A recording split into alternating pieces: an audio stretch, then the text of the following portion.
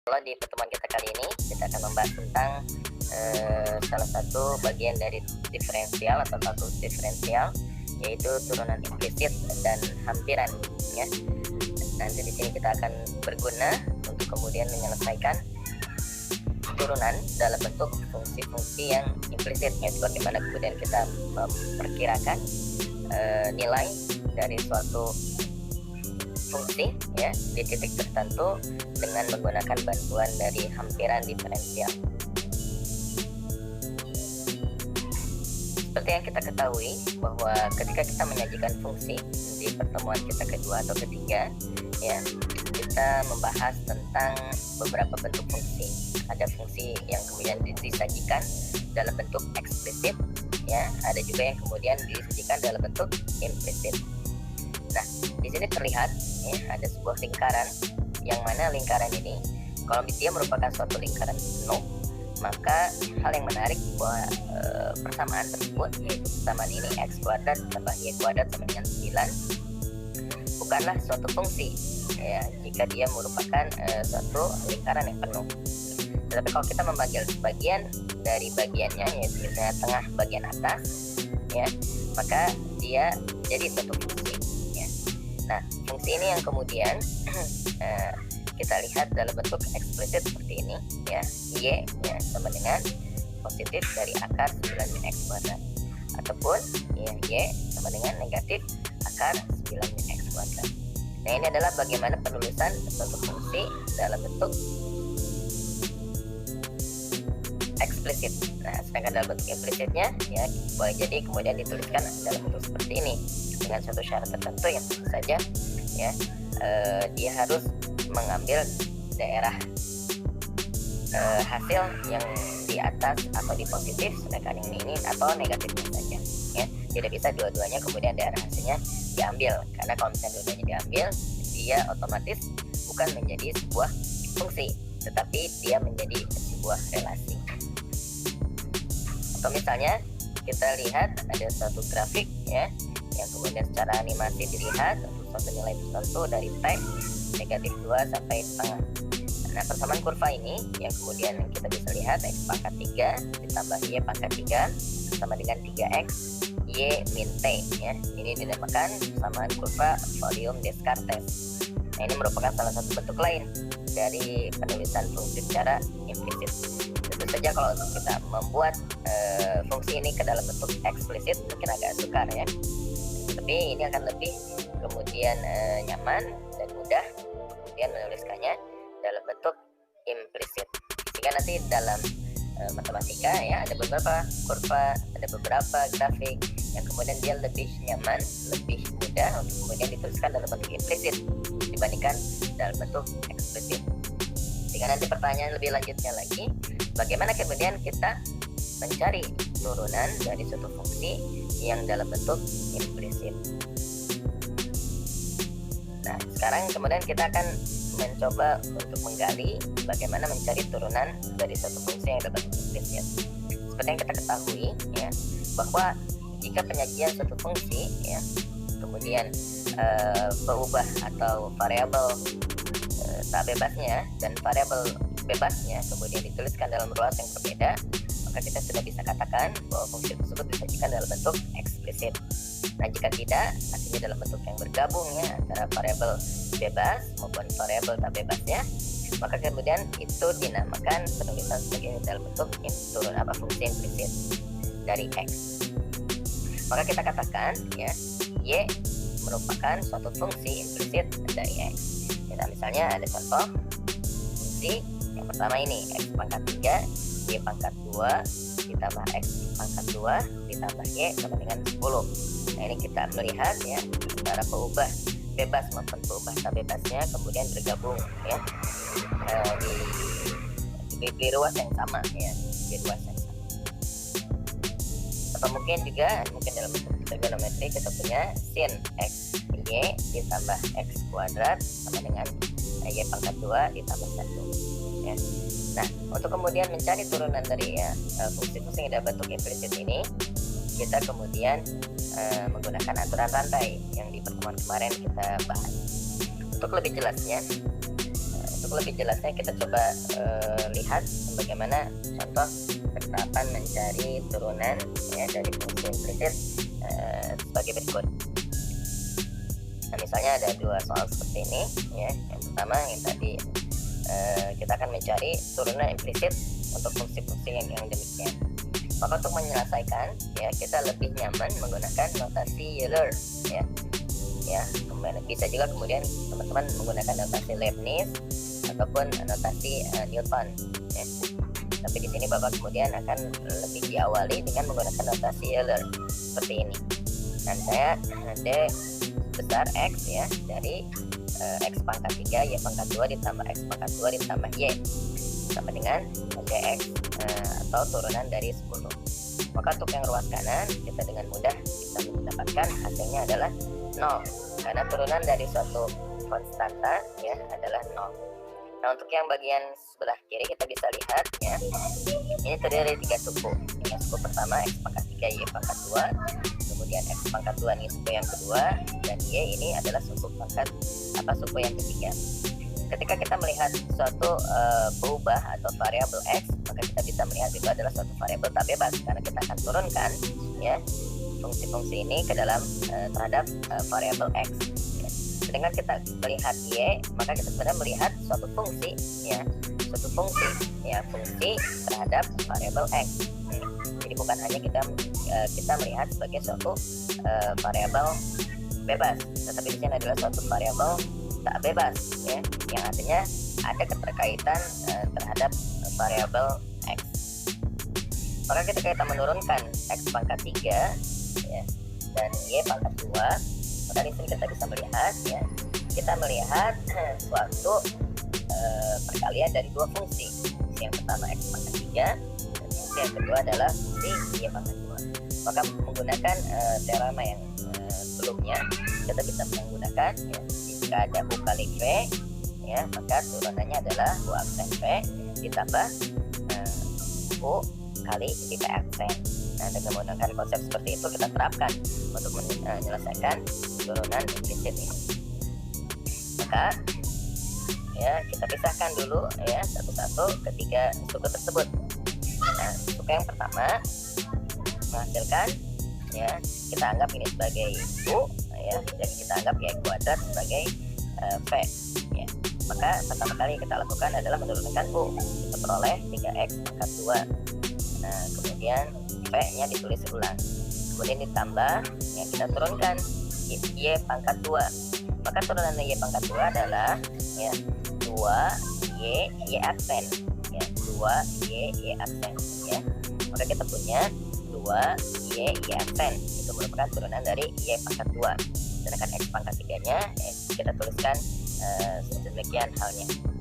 Jadi kita punya turunan untuk yang suku pertama adalah 3X pangkat 2 Y pangkat 2 ditambah 2X pangkat 3 Y kemudian Y aksen ya. Kemudian untuk turunan X kuadrat, maka kita dengan mudah bisa memperoleh hasilnya yaitu 2X. Sedangkan untuk turunan dari Y adalah kita memiliki hasil yaitu Y aksen sama dengan 0. Nah, tugas selanjutnya adalah kemudian mengelompokkan variabel Y aksen ya, atau dalam bentuk Y aksen, sehingga diperolehlah bentuk seperti ini ya. 2X pangkat 3Y ditambah 1 ya dikali dalam kurung Y aksen ya. Sehingga nanti diperoleh nilai Y aksennya adalah ya, jika kita kemudian bisa kita ruaskan ya, bagian koefisien Y aksen ini ke ruas sebelah kanan, sehingga diperolehlah Y aksen sama dengan negatif 2X min 3X kuadrat Y kuadrat dibagi 2X pangkat 3Y ditambah 1 ya. Nah, di sini setelah diasosiasikan atau kemudian dikelompokkan ya, sehingga akhirnya kita ruaskan sehingga diperolehlah nilai dari Y aksen. Nah, kalau ditanya turunan implisitnya, maka ini adalah turunan implisitnya. Ada hal yang menarik yang kita bisa lihat di sini, bahwa di ruas sebelah kanan dari hasil merupakan turunan Y aksen, kita masih melihat variabel dari Y ya, variabel X, variabel Y, dan variabel Y. Tentu akan sulit untuk kemudian bisa memisahkan ya variabel tak bebas Y ini ya dari hasil Y aksen. Maka kita bisa melihat bahwa turunan dari Y aksen ini masih tergantung terhadap variabel tak bebas dari Y. Nah, untuk yang soal nomor 2, maka dengan cara yang sama ya, kita kemudian dengan notasi Euler, kemudian kita pisahkan masing-masing suku ya. Nah, sehingga diperolehlah bentuk seperti ini ya. Kita pertama turunkan dulu sin XY ya, sin XY. Maka kita anggap ini misalnya sebagai pemisalan U ya. Maka kita punya turunannya adalah ya cos U dikali U aksen ya. Maka U aksen ini ya, atau U ini dianggap sebagai perkalian dari dua fungsi. Maka dengan menggunakan rumus U kali V sama dengan U aksen V ya, kemudian ditambah U kali V aksen, maka diperolehlah hasilnya yaitu Y turunan X dulu ya, maka 1 sehingga hasilnya adalah Y, kemudian turunan dari Y aksen, maka kita punya Y aksen, turunan dari Y adalah Y aksen, kemudian X nya dituliskan kembali ya, sehingga kita punya cos XY dikali Y ditambah X Y aksen. Untuk yang X kuadrat kita punya jadi 2X turunannya. Nah, untuk yang Y pangkat 2, maka turunannya adalah seperti yang tadi ya, yang di soal sebelumnya ya, maka turunannya adalah 2Y kali Y aksen ya. Kemudian turunan dari 1 0 ya, sehingga diperoleh bentuk seperti ini. Selanjutnya kita kemudian memisahkan ya, atau mengelompokkan suatu bentuk suku yang kemudian mengandung unsur Y aksen ya. Setelah melakukan manipulasi aljabar, pindah luas ya, kemudian perkalian dan distributif, maka diperolehlah ya bentuk seperti ini ya, sehingga Y aksen atau turunannya adalah min 2X min Y cos XY dibagi X cos XY min 2Y. Nah, ini adalah hasil turunan implisit dari fungsi yang nomor 2 ini. Nah, itulah cara bagaimana kemudian kita menurunkan fungsi ya secara implisit. Selanjutnya kita akan mengingat kembali tentang rumus bagaimana mencari persamaan garis singgung, dan kemudian akan diperkenalkan bagaimana mencari persamaan dari garis normal ya. Kita ketahui bahwa persamaan garis singgung ya, seperti di pertemuan sebelumnya kemudian dituliskan di titik misalnya x0 y0 dengan kemiringan m, di mana m adalah turunan dari fungsi tersebut ya. Di titik tertentu maka kita mendapatkan hasil untuk mendapatkan persamaan garis singgungnya adalah y dikurangi 0 sama dengan m dikali x min x0. Nah, persamaan garis normal adalah suatu persamaan ya, atau suatu garis ya yang tegak lurus ya dengan garis singgung ya. Jadi kalau garis normal itu bisa dikatakan sebagai garis yang tegak lurus dengan garis singgung ya di titik yang ditentukan, misalnya di titik x0, y0. Maka rumusnya untuk persamaan garis normal di titik x0, y0 atau di titik yang sama dengan persamaan garis singgungnya adalah y min y0 sama dengan min 1 per m ya, kemudian x min x0. Jadi tinggal kemudian perbedaannya adalah modifikasi dari gradien ini ya. Kalau untuk garis singgung adalah m, kemudian untuk garis normal adalah min 1 per m. Bagaimana kita tahu ya di kelas 1 atau di tingkat SMP maupun SMA bahwa ketika ada dua garis yang tegak lurus, maka gradiennya adalah misalnya M1 dan M2, maka dia memiliki hubungan ya, M1 dikali M2 itu sama dengan M1. Maka untuk mencari garis yang normal dengan garis tersebut ada tinggal kemudian menegaskan, kemudian menginverskan dari gradien tersebut. Nah, misalnya kita diberikan contoh ya bagaimana mencari persamaan garis singgung dan persamaan garis normal dari suatu fungsi eksplisit ya, di mana fungsinya y sama dengan x pangkat 3 min 2x pangkat 2 ditambah 6 jadi titik 2,6. Maka ya kita tinggal mencari Y aksennya untuk mengetahui gradiennya. Nah, Y aksennya adalah 3x kuadrat min 4x ya. Sehingga kalau di titik 2,6 diperolehlah gradiennya adalah 4. Maka kita tinggal memasukkan ke persamaan garis singgung Y min 6 sama dengan 4 dalam kurung X min 2 ya. Sehingga diperolehlah Y sama dengan 4x min 2.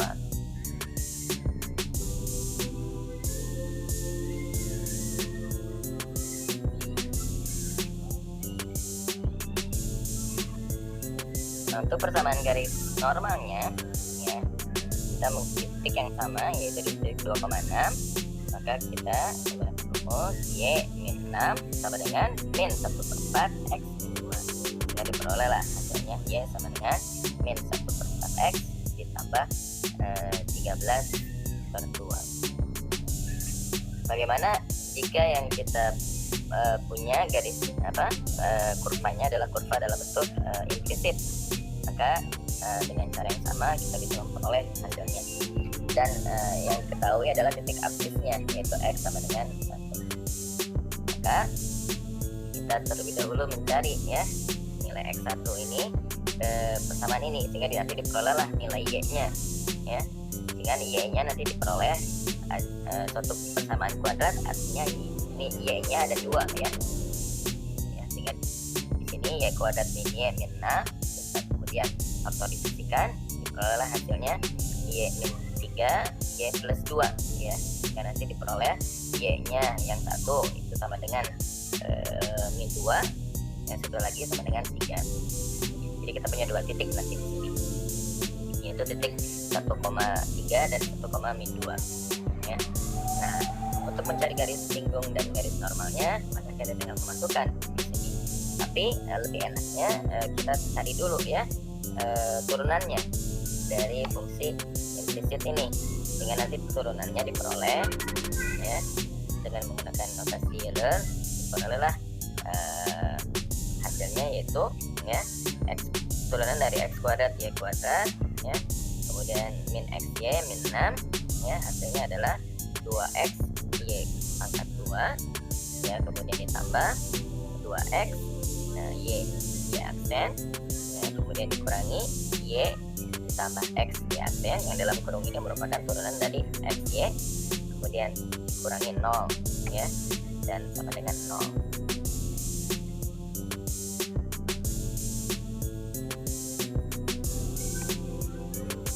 Nah, selanjutnya dari langkah sebelumnya perolehlah 2x Y kuadrat ditambah 2x kuadrat Y aksen min Y min X Y aksen sama dengan 0, sehingga kita kemudian pisahkan ya yang mengandung variabel Y aksen. Sehingga nanti diperolehlah seperti ini, sehingga kita bisa menemukan hasilnya untuk Y aksen atau turunan implisitnya, yaitu sama dengan Y aksen sama dengan Y min 2x Y kuadrat dibagi 2x kuadrat Y min X. Nah, dari sini kita baru masukkan ya berapa sih gradiennya di titik 1,3, maka gradiennya adalah tinggal kita masukkan ya 1 dan 3 ya ke peubah XY, sehingga diperolehlah nilainya min 3 ya. Nah, persamaan garis singgungnya adalah Y min 3 sama dengan min 3x min 1 ya, sehingga diperolehlah min 3x ditambah 3 ya. Atau mungkin dalam bentuk implisit bisa dituliskan 3x jadi 3x tambah Y sama dengan 6 ya. Kemudian persamaan garis normalnya adalah Y min 3 sama dengan 1/3 X min 1 sehingga jadi 3Y min 9 ya, kemudian sama dengan X min 1. Dan ini dalam bentuk implisit bisa dituliskan X min 3Y sama dengan min 8. Nah, itu diperoleh ya satu persamaan garis singgung dan garis normal di titik 1,3. Dan bagaimana di titik yang satu lagi, yaitu di titik 1, min 2 ya. Maka dengan cara yang sama tentukan dulu berapa gradiennya dengan kemudian mendefinisikan ke hasil dari turunan implisitnya, sehingga diperoleh nilainya 2. Nah, persamaan garis singgungnya ya dengan menggunakan prinsip yang sama, jadi y plus 2 sama dengan 2x min 1. Jika diperolehlah ya dalam bentuk implisit 2x min y sama dengan 4. Nah, untuk persamaan garis normalnya ya kita bisa tuliskan ya, tinggal dinegatifkan dan kemudian diinverskan untuk gradiennya ya, karena kita punya gradiennya 2, sehingga nanti diperoleh hasilnya x plus 2y sama dengan 3. Nah, itu hasil dari bagaimana cara mencari persamaan garis singgung dan garis normal untuk fungsi yang dalam bentuk implisit maupun dalam bentuk eksplisit. Nah, selanjutnya kita akan mencoba menggali lagi tentang apa sih diferensial dan hampiran, yang merupakan konsep yang sangat bermanfaat sekali ya untuk mencari nilai suatu titik ya, di mana tidak diketahui titik-titik selanjutnya. Jadi kita di sini menggunakan hampiran.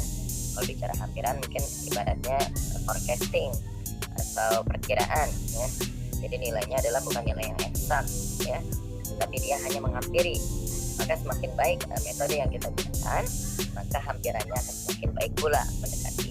Jadi kita lebih memforecasting atau mengamalkan dari nilai itu, dan kalkulus diferensial ini sangat bermanfaat sekali untuk melakukan konsep ini. Nah, kita kembali lagi tentang konsep dari limit ya, bahwa kita ketahui jika turunan dari suatu fungsi a itu ada, maka kemudian dia memenuhi ya f aksen x sama dengan limit ya delta x min 0 kemudian fx plus delta x min fx dibagi delta x ya. Ada yang beda ya, kemudian Bapak menggunakan notasi delta x ya. Kalau sebelumnya kan teman melihat ya Bapak menggunakan notasi h di sini ya, ini h di limit h menuju 0 fx plus h min fx dibagi h ya. Jadi kemudian di sini Bapak melihat menggambarkan bahwa di sini delta atau selisih ya, di sini menggambarkan sebagai konsep ide dasar dari diferensial ini. Nah, dari sini kan kita bisa melihat ya bahwa limit delta x menuju 0 itu merupakan ya selisih dari y ya, kita merupakan selisih dari y dibagi selisih dari nilai x nya.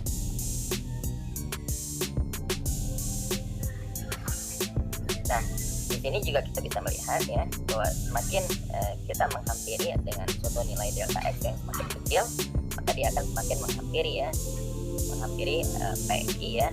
Ini misalnya ada suatu titik PQ, maka garis singgungnya akan semakin menghampiri.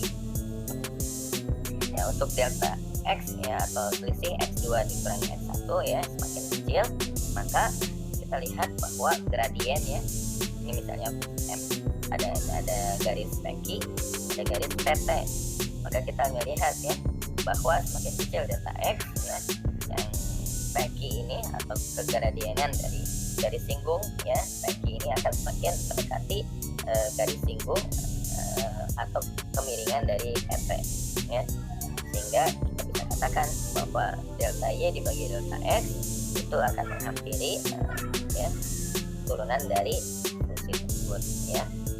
Atau dengan kata lain ya bisa kita katakan ya bahwa delta y atau selisih dari y tadi ya, kemudian dia akan menghampiri ya f aksen x dikali delta x. Nah, di sini ya kita definisikan jika y fx itu diferensiable x, maka ya diferensial dari x dinyatakan dengan dx ya, atau dx sama dengan delta x. Dan diferensial dari y dinyatakan dengan dy adalah dy sama dengan f aksen dx ya. Di dy ini ya kita nyatakan sebagai f aksen x dikali dx ya.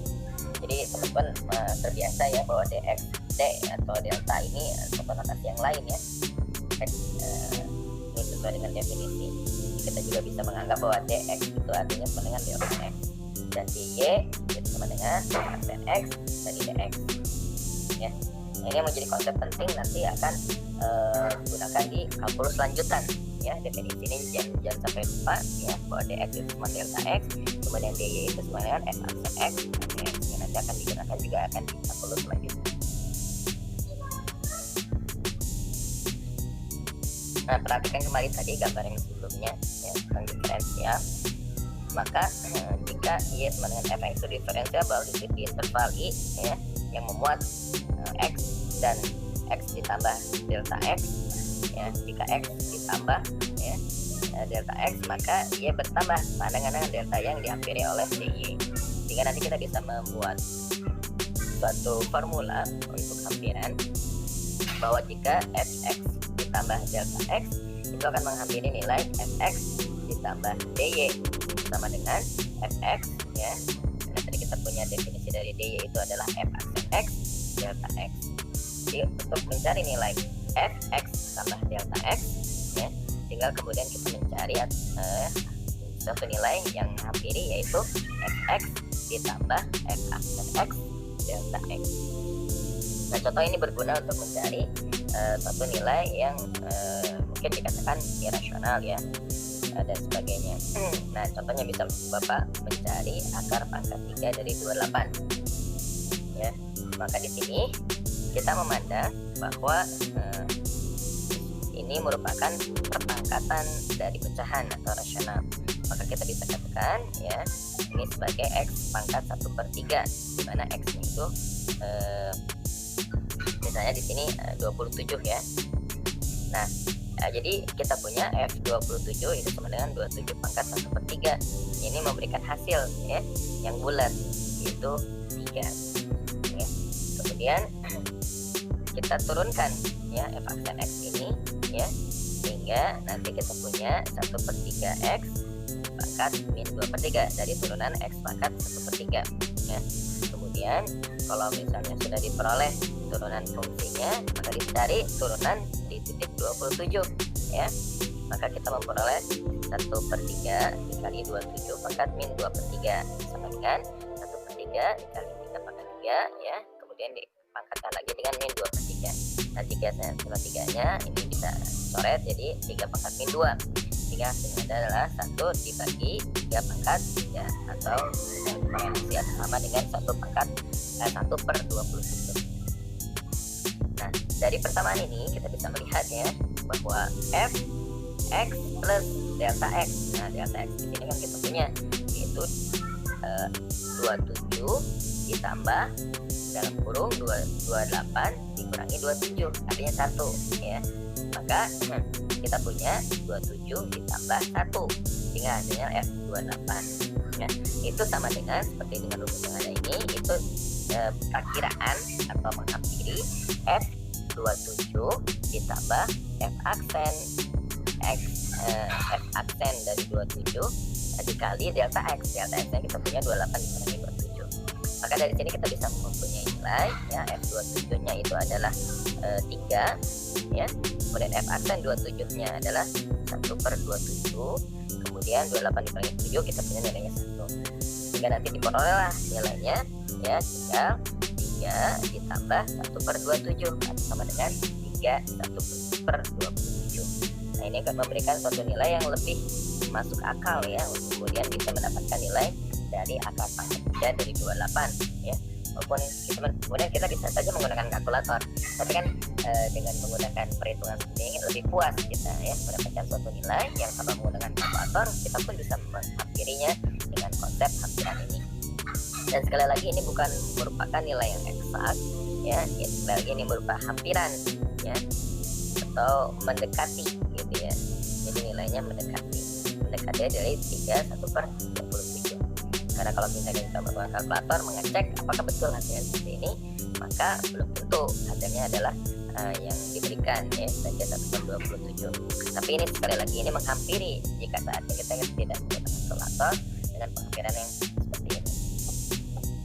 Nah,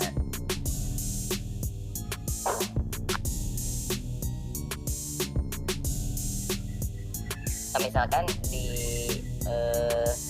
cari satu kasus lain yang lebih mendekati dengan kasus dunia nyata. Misalnya kita punya masalah tentang suhu ya, suhu dari sebuah ayam ya, atau kakak mungkin berbahasa Sundanya, kemudian dimasukkan ke dalam sebuah oven ya. Misalkan ibu punya ayam yang tersebar pada suhunya adalah 30 derajat, jadi dimasukkan ke oven suhunya adalah 30 derajat. kemudian dimasukkan ke dalam oven. Setelah 1 jam, termometer yang ada di dalam oven menunjukkan bahwa suhu ayam itu adalah 74 derajat Celcius. Kemudian setelah 2 jam menunjukkan suhunya 105 derajat Celcius. Perkirakan suhu ayam setelah 3 jam. Maka penyelesaiannya adalah ya, kita tentukan bahwa ini ya merupakan suatu fungsi T terhadap waktu ya. T ini adalah fungsi atau fungsi suhu terhadap T waktunya 3 jam. Ya, dari soal diketahui bahwa sebelum dimasukkan ke oven ya, T0 nya adalah 30. Kemudian T1 nya setelah 1 jam 74. Kemudian T2 nya setelah 2 jam 105. Ya, berapa suhu ayam di dalam oven setelah 3 jam. Nah, kita menggunakan konsep dari hampiran ini ya, yang tadi di sebelumnya menggunakan prinsip dari hampiran ini. Ya, kemudian kita formulasikan terhadap fungsi T. Ya, sehingga nanti diperoleh lah ya. Kalau misalnya ditanya T setelah 3 jam, maka kita ditanya T3. Itu merupakan hampiran dari T2 ditambah TY ya. Maka kita punya T2 ditambah T aksen 2 dikali delta X ya. Atau dengan kata lain, T2 ditambah T aksen 2 kemudian dikali T min 2. Nah, dari sini kita punya nilai T2 ya. 3 min 2 kita punya nilainya 1. Sedangkan T aksen 2 kita belum punya nilainya. Nah, makanya dengan menggunakan prinsip dari turunan kita bisa menentukan ya turunan dari T aksen 2 ya. Masih ingat mungkin di pertemuan sebelumnya ya, untuk mencari T aksen 2 ya kita bisa menghampiri ya untuk T sama dengan 1 atau T sama dengan 2 ya. Nah, ini perkiraan ayam setelah 3 jam ya, kita mencari terlebih dahulu ya T aksen 2 ya. T aksen 2 ini kemudian hasil bagi selisih dari T sama dengan 1. Sebenarnya kalaupun mau lebih akurat harus T sama dengan 1 atau T sama dengan negatif 1 ya, seperti itu. Ini kita punya T nya itu sama dengan negatif 1, karena untuk yang T sama dengan 1 artinya T3 kita belum punya datanya, justru itu yang dicari. Maka yang kita gunakan adalah T sama dengan negatif 1 ya, atau selisihnya gitu ya, sebelumnya.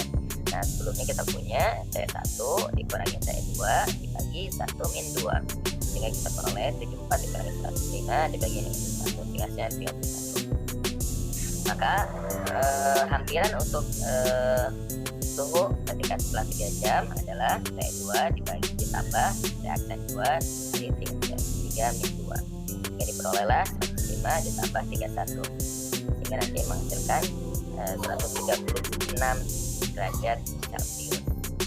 Nah, itu untuk mendapatkan hampiran yang nilainya lebih akurat, maka sebenarnya kita intinya atau titik fokusnya adalah kemudian mencari nilai T aksen 2 yang lebih akurat ya.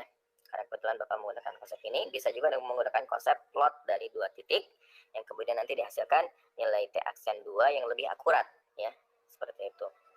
Nah, itu cara untuk kemudian bagaimana kegunaan dari hampiran yang bisa digunakan dalam kehidupan kita sehari-hari.